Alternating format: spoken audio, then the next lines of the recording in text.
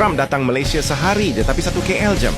Cara kita layan dia, karpet merah, sambut dengan tarian budaya, semua tu bukan pasal suka dia pun, tapi sebab Malaysia tengah main seni diplomasi, tarik untung tanpa nampak tunduk.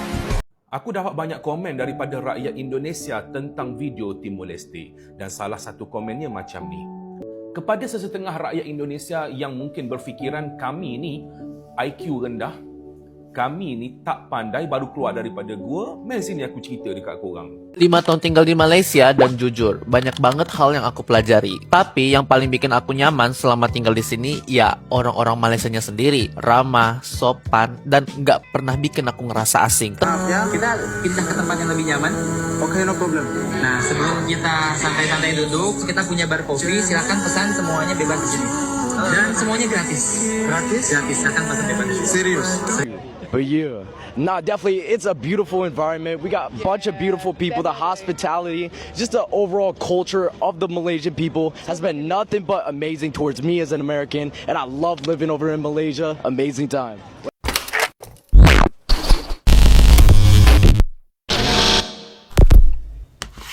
Hai, halo geng. Assalamualaikum warahmatullahi wabarakatuh. Berjumpa kembali dengan saya, Zainal Satori. Sebelum video ini saya mulai, gimana kabarnya kalian semua? Semoga semua yang menonton video ini baik-baik saja, dimurahkan rezekinya, selalu berpikiran yang positif dan dijauhkan dari mara bahaya oleh Tuhan Yang Maha Esa. Setelah Trump datang ke Malaysia, 1 hari aja langsung terkejut. Bahkan seluruh dunia langsung menyoroti Malaysia. Begitu hebatnya Malaysia. Sebab yang kita ketahui, Trump itu adalah presiden yang paling kontroversi. Tapi setelah datang ke Malaysia, 1 hari aja terkejut sebab adab rakyat Malaysia. Trump datang Malaysia sehari je tapi 1 KL jam. Menyusahkan je. Tapi kau tahu tak, dalam dunia diplomasi jam 1 hari itu kadang lebih berbaloi daripada 10 tahun peluang ekonomi yang terlepas. Ramai tak nampak. Lawatan singkat macam ni sebenarnya macam permainan catur antarabangsa. Cara kita layan dia, karpet merah, sambut dengan tarian budaya, semua tu bukan pasal suka dia pun, tapi sebab Malaysia tengah main seni diplomasi, tarik untung tanpa nampak tunduk. Sebab tu orang kata, diplomasi ni bukan pasal siapa kuat, tapi siapa pandai kawal persepsi. Macam menarik rambut dalam tepung, rambut tak putus, tepung tak berselera. Kalau nak faham macam mana kuasa besar macam Amerika, China dan Rusia ni berbalas langkah dalam geopolitik dunia, buku Adik Kuasa karya Aiman Rashdan Wong memang wajib baca. Dunia ni bukan hitam putih. Boleh cipta Kadang buku yang kan ya? nampak menyusahkan. Itulah strategi sebenar kuasa. Dengan adanya video-video seperti ini, fakta-fakta seperti ini, seluruh dunia memuji. Akan tetapi pasti ada yang pro dan kontra. Walaupun Malaysia koyak tengah-tengah video-video yang seperti ini, geng. Karena ini fakta. Rakyat Malaysia menunjukkan bahwasannya adab memang yang paling utama. Bahkan netizen Konoha kata Malaysia itu haus validasi. Dan ini direaksi ataupun diulas oleh warga tempatan Malaysia.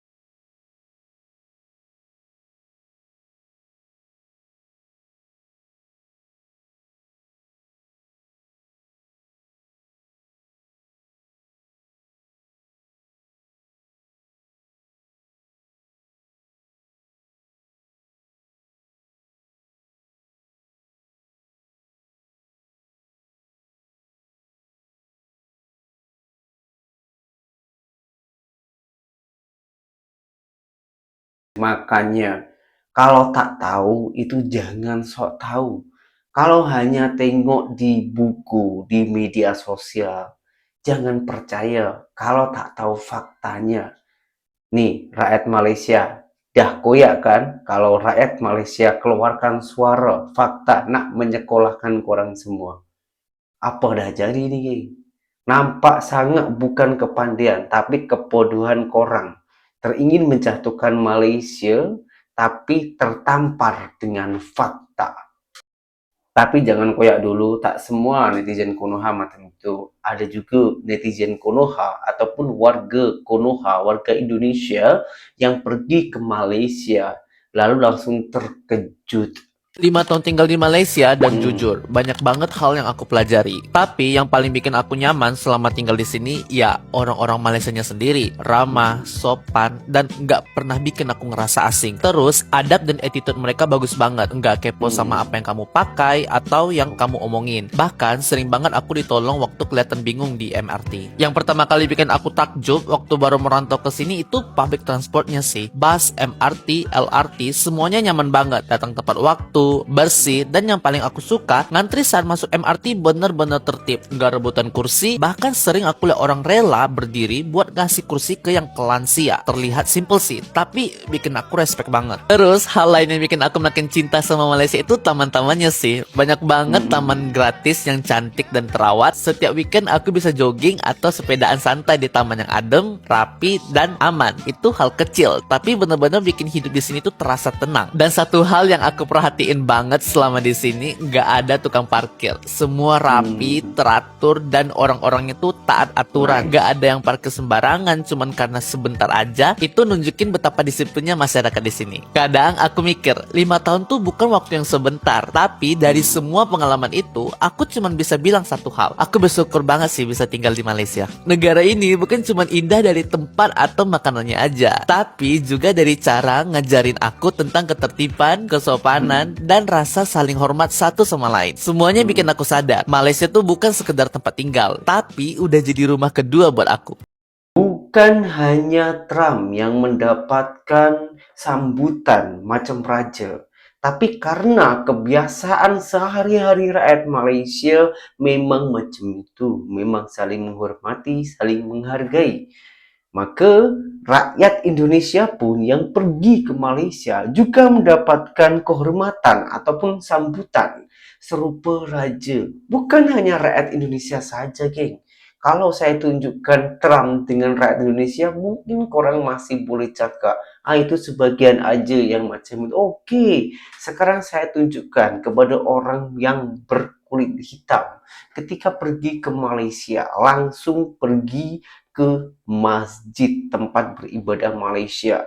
Biasa kalau di Indonesia, kalau ke masjid itu mendapatkan kenyamanan ya, dan duduk di tepi-tepi di tepi-tepi teras-teras itu udah biasa. Tapi kalau di Malaysia, tengok video ini. Di sini. Kenapa? Nggak boleh duduk di sini. Tengok. You speak Indonesia? Ya, bisa. Oh, bisa bahasa Indonesia, Pak? Ya, bisa. Dari mana nih, Pak? Dari Nigeria. Di Nigeria, Masya Allah. Oh, dari Nigeria. Dan saya izin mohon maaf nih, kita nggak boleh duduk di sini. Kenapa? Nggak boleh duduk di sini. Soalnya di sini tempat lalu lalang orang jalan. Oh, sorry. Maaf ya. Kita pindah ke tempat yang lebih nyaman. Oke, no problem. Nah, sebelum Nice. kita santai-santai duduk, kita punya bar kopi. Silahkan pesan, semuanya bebas di sini. Dan semuanya gratis. Gratis? Gratis. Silahkan pesan bebas di sini. Serius. Terkejut, geng. Kopi alami, geng, cuy. Makan dua-duanya.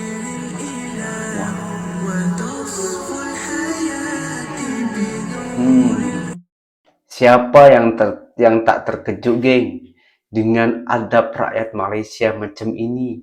Orang luar pun terkejut. Bukan diusir, karena itu mengganggu jalan orang pergi sembahyang. Diberikan tempat yang lebih nyaman, dikasih minuman, free lagi.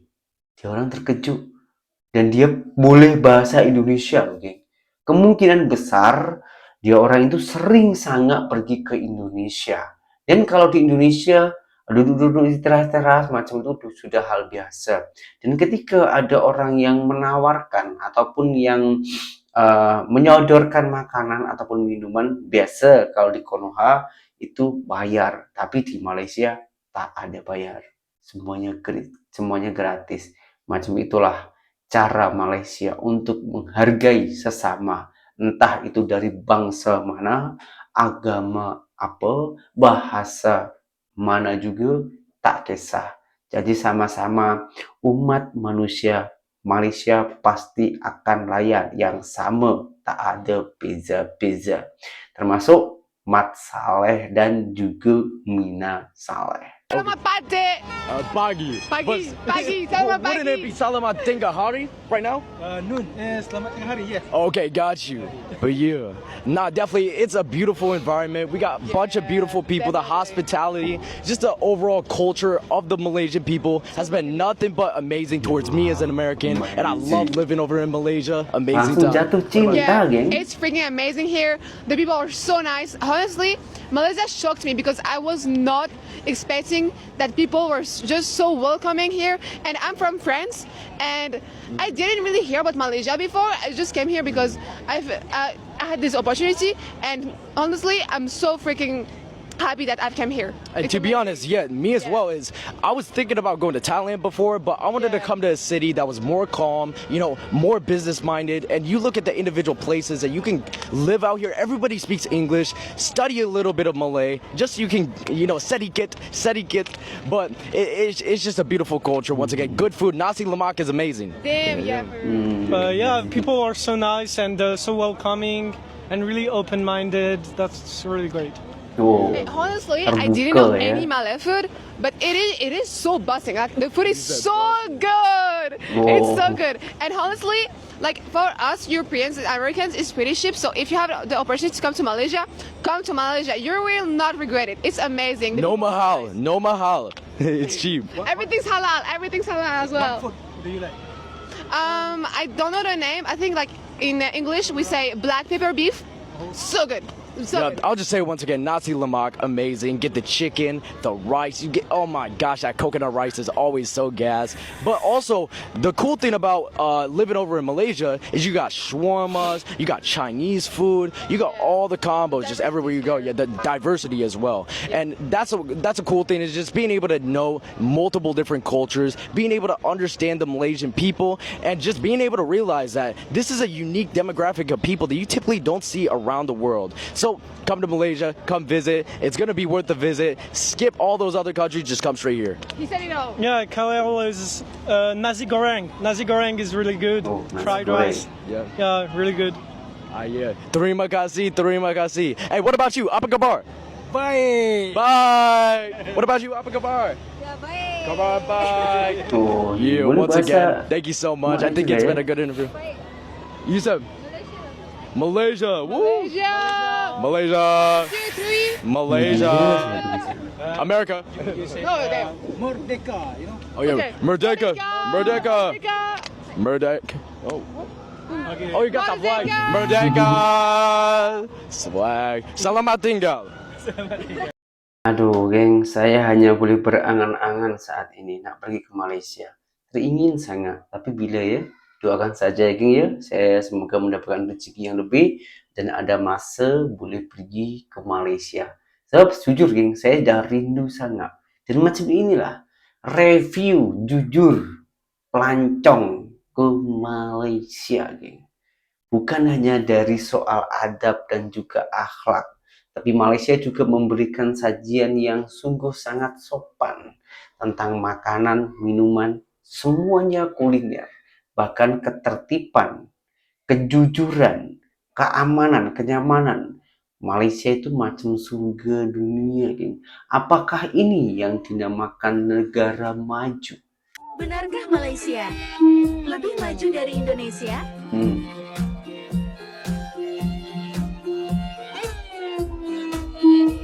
Oh, jalannya geng, gila. Oh.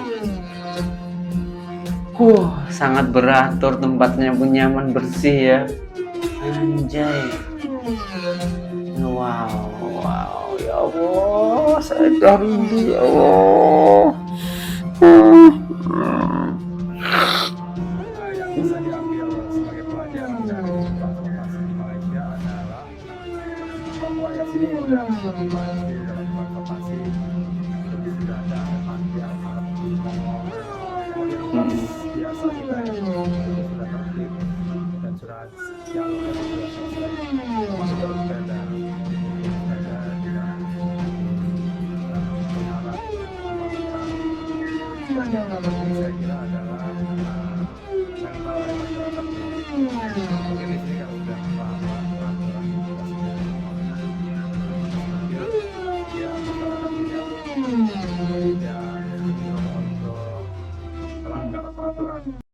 Tapi ada juga netizen Konoha yang mengatakan sebab Malaysia itu negara yang kecil, maka dari itu kemiskinan di Malaysia itu sangat sedikit. Kalau kita bandingkan dari global, dari semuanya penduduk antara Indonesia dan juga Malaysia, itu juga hampir sama. Bahkan kemiskinannya itu lebih sedikit Indonesia dari Malaysia, katanya seperti itu. Tapi setelah kita tengok faktanya, Mesiko ya, macam mana Malaysia untuk memberantas kemiskinan, bahkan Bank Dunia pun puji Malaysia. Bank Dunia puji Malaysia guys. Lead puji ekonomis Malaysia. dia sendiri iaitu Apurva Sanghi yang post dekat social media pasal 3 kejayaan ekonomi Malaysia yang patut dibanggakan. So apakah 3 benda yang kita kena action belakang ni kan? Jadi guys, jom dah explain. Hari pertama sekali, negara Malaysia kita dah berjaya keluarkan 14 juta penduduk daripada kemiskinan. Jadi kalau korang tak tahu, pada 1970, 50 daripada 100 orang yang kita boleh jumpa, which is separuh lah kan, mereka ini tergolong dalam golongan miskin tegak. Maknanya separuh rakyat Malaysia yang hidup miskin lah. Memang kesian lah waktu tu kan. Tapi jangan risau lagi, hari ini angka tu dah jatuh dengan sangat dahsyat. Sekarang hanya tinggal 6 orang saja daripada 100 rakyat Malaysia yang masih lagi miskin tegak, which is dah drop banyak lah kan. Dan yang menariknya, negara Malaysia kita berjaya capai status ini tanpa mewujudkan penempatan setinggal kekal seperti negara-negara lain. So contohnya benda ini berlaku dekat India, Brazil dan juga Filipina, di mana apabila orang masuk pindah ke bandar, mereka akan duduk di kawasan setinggan yang mana sangat-sangat daif lah tempat dia, kurang kemudahan asas. Dan apabila generasi baru mereka lahir, maknanya anak-anak mereka lah lahir, dan mereka akan masih lagi tinggal di tempat yang sama, maknanya mereka tak berjaya nak keluar daripada kawasan setinggan tersebut kepada kawasan yang lebih proper lah, maknanya mereka stuck dekat situ. So macam Malaysia, walaupun dulu memang sejujurnya ada banyak juga kawasan setinggan, tapi secara majoritinya akhirnya mereka berjaya keluar dan dapatlah rumah kos rendah ataupun kita panggil PPR. Dan inilah yang bantu rakyat-rakyat kita break cycle kemiskinan bandar tu. Something yang sangat-sangat sukar sampaikan negara lain masih lagi struggle perkara ini sampai hari ini. Kita kena banggalah kan, bukan senang nak keluarkan hampir 50% rakyat Malaysia keluar daripada kemiskinan tegar. Dan sebab kedua kenapa kita kena bangga dekat Malaysia, di mana Malaysia ini berjaya elak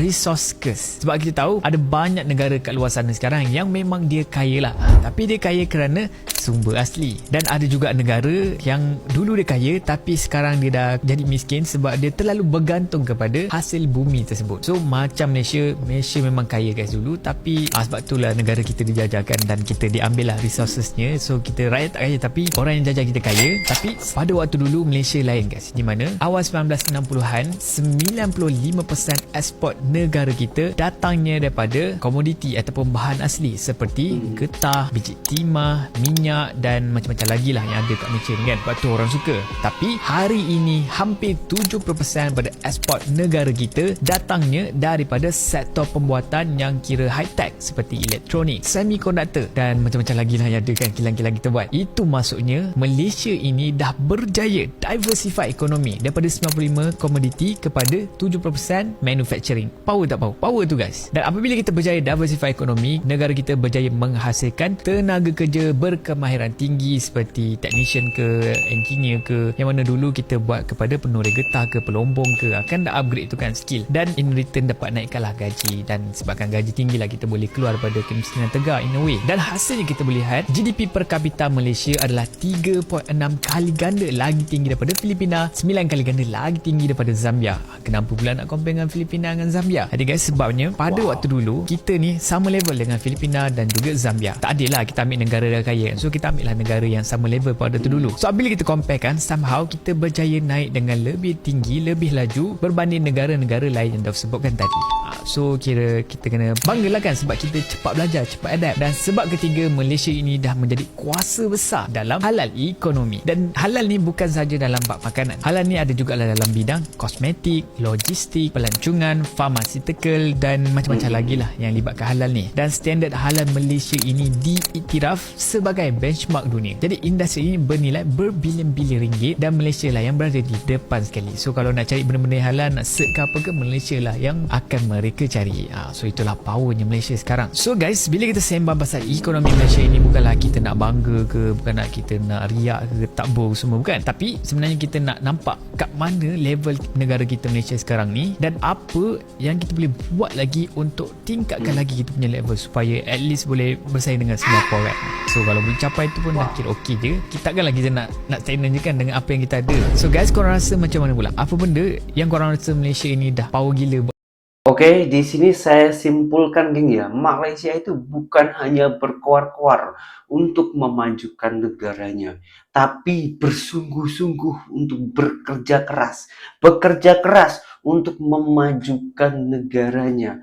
Bahkan sampai di detik ini, geng, seluruh dunia puji Malaysia. Bukan hanya ekonominya, tapi juga teknologi, adab, akhlak, ketertiban, keamanan, kenyamanan, dan semuanya itu Malaysia dapat bukan hanya cuma-cuma, bukan free, tapi berkat kerja keras Malaysia, komitmen dan konsistennya pemimpin Malaysia, dan juga rakyatnya. Macam mana dengan negara kita? Apakah kita akan menirukan dengan Malaysia? Harus bekerja keras, antara rakyat dan pemimpin harus pro untuk memajukan negara. Tapi Indonesia ini luas dan banyak yang pro kontra. Kalau selalu kita bergaduh dalam negara, macam mana kita nak memajukan negara kita? Macam negara jiran Malaysia, geng. Jadi Malaysia terus menaikkan level dan level lainnya. Terus ada target dan targetnya, geng. Sampai macam kita nak mengendaki gunung, terus berjalan berjuang sampai ke puncak. Macam mana dengan kita? Coba tulis di kolom komentar. Semoga negara kita juga akan maju serupa macam negara jiran-jiran lainnya.